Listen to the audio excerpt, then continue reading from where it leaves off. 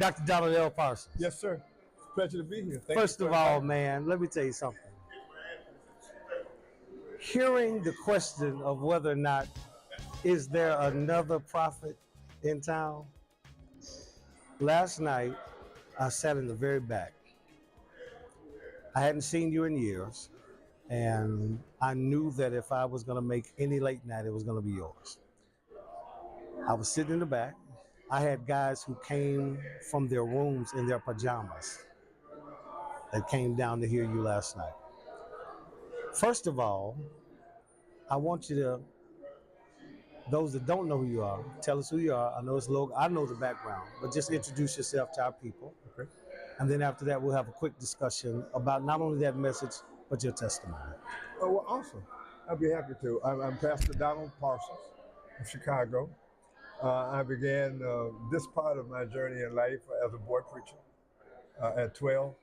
And so at this point, man, from 12 to 78, that's a couple of years I've been preaching and doing this. I became a pastor at 19. Wow. I started my pastorate in Gary, Indiana, Jerusalem Baptist Church, and I was probably there for about 6.5 years. Then I was called to Chicago, to Mount Calvary Church, and I was there for 19 years. Then I was led to found the ministry, and I'm currently there on my 34th year. 34th year. Yes, sir. What's the key to your stick-to-itness? Well, the key to my stick-to-itness is that I believe that what I do is not a career choice, it's a mission assignment. Wow. And so since the mission has not been completed, I'm not free to leave. If so, then I'm MIA. Yeah, yeah. One of the things you just said, assignment, I just thought about it. One of the things that I've always told churches and told preachers and pastors, I shared it with them, it's not about your appointment, it's about your assignment. Well, and you're right. I agree with you. And oftentimes we operate on appointments, and that appointment may not be our assignment. Absolutely.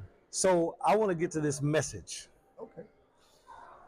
You said normally when you go to the Kentucky Derby, you take one of those thoroughbreds that you know that can run. Absolutely. That was fresh baked, wasn't it? Yes, sir. What inspired that? Well, what inspired me, one, is the current political environment in the country, the deterioration and the reversal of so many things we've achieved over a period of years. I think one of the things I pointed out, hopefully to craft a stark contrast between what was and where we are right now. And the idea that we've been at developing a resistance to what's going on in the country over a period of nearly 1,000 years. Wow. Is a serious motivation. The very fact that the first African American was dropped off in Virginia in 1619, and in less than 85 years, it will be 2619. Listen, y'all. Which will be 1,000 years that we've been struggling. Just to have equity, equality, a level playing field, to get beyond the divisiveness in the country, and to truly have a united country as opposed to a divided States of America. Fractionalized, polarized, all of those things are dangerous to the health of this country and its future. And so, understanding that, I was really moved to take some risk as a preacher. Matter of fact, I shared with someone that after hearing a few sermons this week, I was actually tempted to change my message, because I started thinking this is not going to be received. I think it's too thoughtful, and maybe even the presentation is too long when people have been digesting information the whole day and 3 full meals, and you're trying to give them another full meal at midnight. Yeah. They would probably come out better absorbing a snack. And so I was tempted, to use a familiar message that no one here had heard, and people who really think they've observed my habits and my patterns as a preacher say they notice that when I'm at my home church, I always use some notes or an outline, but I never do that when I go out or go someplace else. Because you got that horse, man. You got that horse. After 78 years of being alive, and I began preaching at 12, and I'm 78, so that's a lot of preaching too. Yes, sir. you have more than one horse in your stable at that point. And you got a choice of horses to bring out that have been proven and tested, depending on the audience. And of course, as a pastor and a speaker, one of the important things is to understand the psychology of reading the audience as audience analysis, present a message. And so it's key to be able to absorb what happens in other circumstances. If you can, you need to do a little pre-speaking intel to see, what it's like and how people receive people and what's the environment. Because every state and every place you go to, and often a lot of cities have different worship practices, their responses are sometimes different. And you think people are not enjoying it, and they come up and 1,000 people want you to sign their Bible, but nobody said amen. Lord have mercy. So you're not sure, whether it was received or not received. Yes, sir. And so reading the audience, it was difficult. But I felt like I was... It was difficult for you last night? Well, it was difficult to make the decision because I was there the night before and I visited a lot of the services. Yes. And most of the messages were more focused on something within the framework of discipleship as opposed to trying to give people an additional task or objective to be concerned about achieving. Yeah. But I think it's so important that we fully have church people know that there is no distinction between social justice and moral correctness. Yes. It's not really political, it's just what is moral. Right. And what is right. Right. And you don't have to be a political person to have an opinion about what God already has an opinion about. And so I think that the role of a prophet is just to get mad about whatever God gets mad about. You know how some of us mirror the emotions of our friends? Yes, sir. And we experience other people through the perspective of somebody we know. For instance, I know people, if they have an issue with somebody, then they tell their friend, man, that person right there, oh, they hard to get along with, they're nothing. And so the next day you see that person and say, well, I want you to work. Oh no, I can't work with them, I heard about them. Well, see, my position is I don't judge a person until I have the same experience you've had. I can't share your perspective until we share the experience. I got you.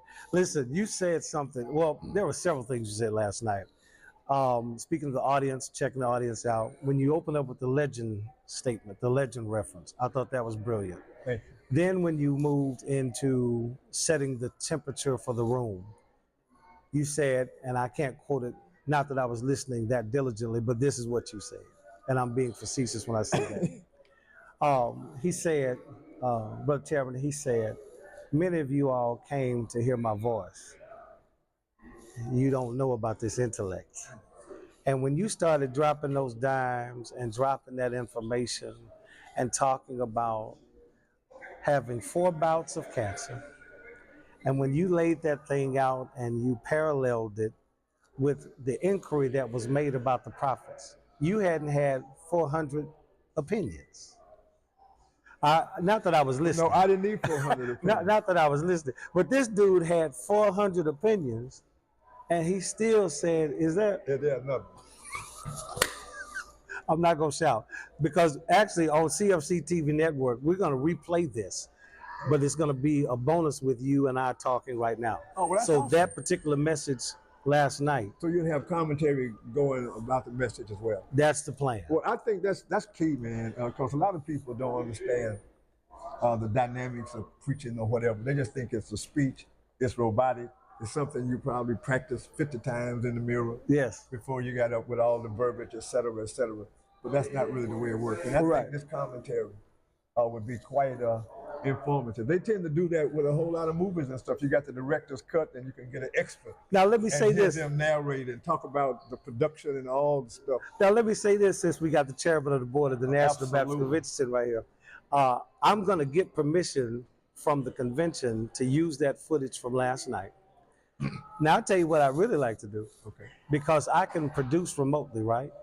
I would really love to have you and I come on live as we show that, and I can start and stop that message as you give commentary. Y'all see that? I'll be glad to do it. Brother Chairman, is that all right if we get some of that footage? All right. So listen, man, I think that's going to be great. Now, I'll be happy to do it. I got to tell you, I'm sitting here. Prince was my favorite music artist. 1999. Dun, da, da, da, da, da. Now, I'm almost having a Prince moment. I'm trying to be cool. Do I look cool? Yes, sir. You Am I cool? Because you I'm telling you right now, I'm losing my mind. I'm losing my mind sitting here talking to you. Revolution. My dad, man, my grandfather, Dad, you know, he passed in 17. R.C. McNeil was my grandfather. R.T., Right, which you know, them, R.T., O.B. Winkley, and all those guys. And I was sitting there looking at you, listening to you, and I want to tell you this, and this is what I was hoping to say last night, but I knew you had a lot of people. I've been preaching almost 40 years. You don't look much older than 40 years old, man. Well, thank you, man. I don't have my offering with me yet, but I'll make sure you get one. I'll give you my cash out. Yes, sir. Yes, sir. Right. Last night, and I don't say this because you're Dr. Donald L. Parsons. I don't give out free amens. Matter of fact, I'm pretty hard on preachers because I'm extremely hard on myself. Right, I understand. That was a prophetic message, not because of your title, but because of the content. And when you brought out, and I want you to elaborate for just a few minutes, you all keep looking for preachers. Where is the prophet? And we have majored, especially as African Americans, we've majored in being trained to be entertained. Yes, sir. And you spoke a little bit about the preachment, but you said you don't need to be worried about trying to preach all that. You need to be worried about trying to make sure you have a prophetic word to speak to the people. Talk a little bit about that right quick. Well, what I really mean is that the practice of preaching, one, tends to have people focus primarily on what they would deem their spiritual experience, their spiritual relationship with God. And so they see it as a kind of a dichotomous relationship where there's duality or it's bifurcated. When I leave church, everything I heard at church is to be applied on my fare to heaven. Mm-hmm. But I don't allow what I heard in church to have any visitation in my daily application or implementation of what I heard on Sunday. Mm. So while I can shout, agree, and have assent to what is being said, there's no implementation to see how authentic the recommendations are, because I like the choices I've already made.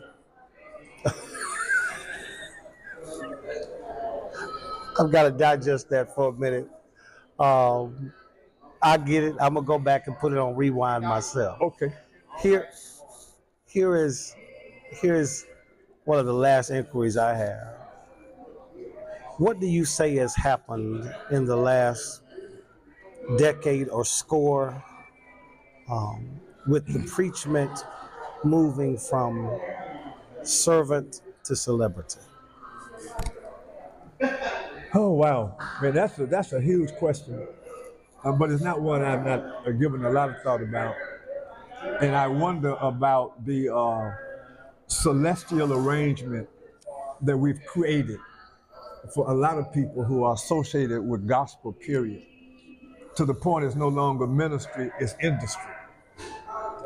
And I think we've got to get beyond the idea that these people who swear they're engaged in ministry, but many of them, for instance, most of our popular gospel singers are not even allowed contractually to sing gospel in a church. If so, they can't advertise it, you can't market it, and you can't tell anybody they're showing up. They just got to come, like I'm worshiping.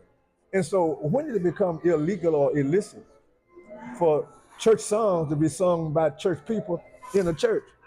But now they're in a special venue, and many churches are even mimicking. One of my pet peeves is you go to these churches and they got the lights down as low as they would in an entertainment venue. Yeah. And I've held for a long time because of my training or my traditional roots, that people are not going to shout in the dark. So you're not going to have no, well, anyway, right. Not for gospel music, okay? Right. That's a whole nother dimension if you take me someplace else. But this is not entertainment. It's meant to be bringing people into the light.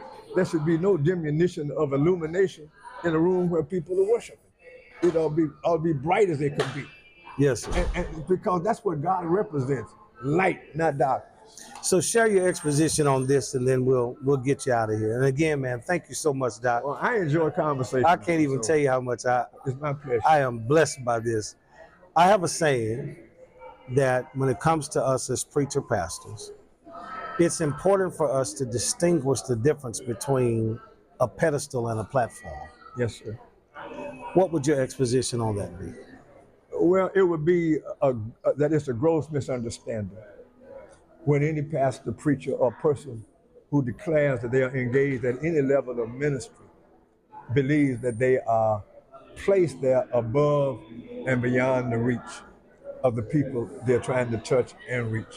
Mm-hmm. And so a pedestal, it impedes your progress if the whole point is to have intimacy with people so you can expose to them what it's like to have a relationship with God.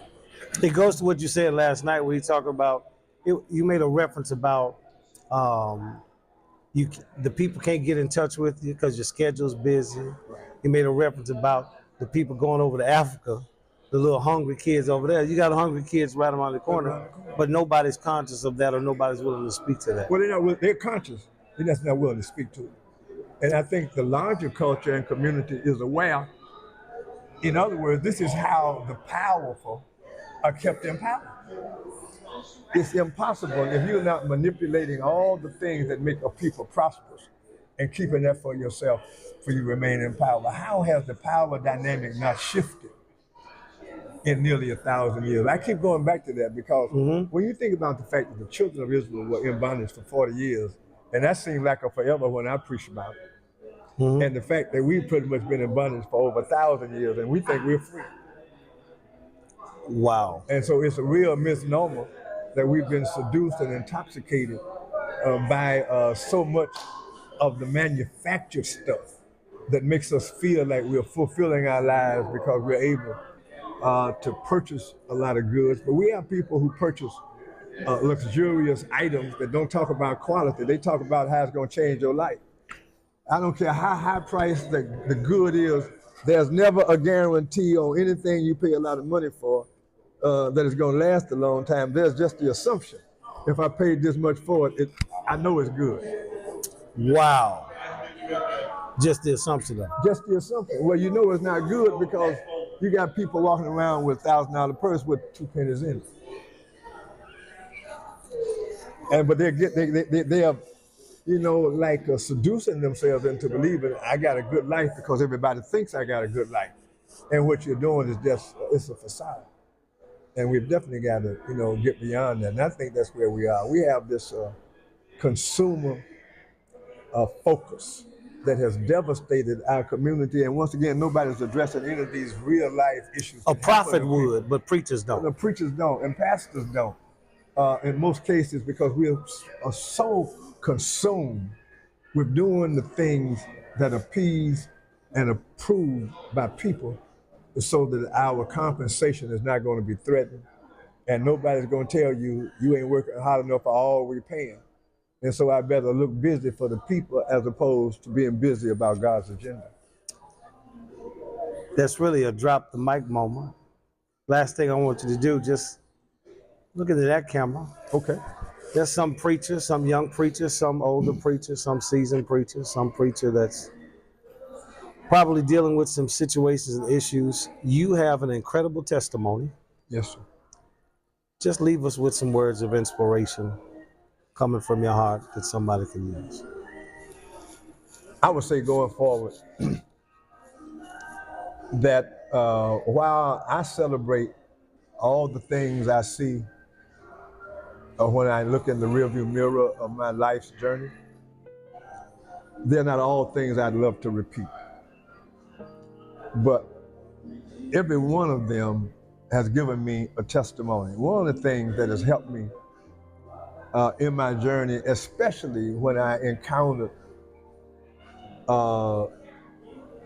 things in life that I had never encountered before, I pretty much had lived so long without them, I started to believe I was exempt. never a day in the hospital until I was 72 years old. Wow. Never even went to the doctor until I was 72 or for any complaint or anything wrong.